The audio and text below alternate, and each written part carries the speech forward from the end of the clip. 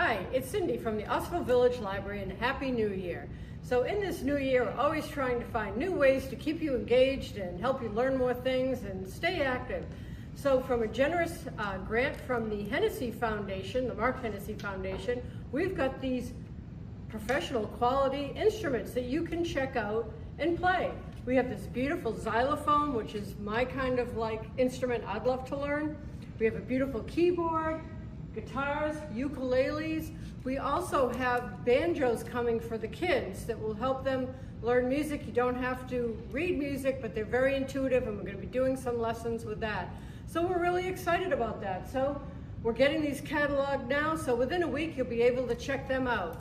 Also, we've got another grant coming for some new computers and tablets, and you'll be able to check out the tablets along with that great new database that we have that will allow you to learn new things in the classes that we'll be doing here. So it's going to be a great year. We can check off anything off your New Year's bucket list at the Osterville Village Library, whether it's social hobbies, reading, learning a new thing, interesting programs, great music. So make sure you get our newsletter, and as always, let us know if there's something that we can do to make your life better.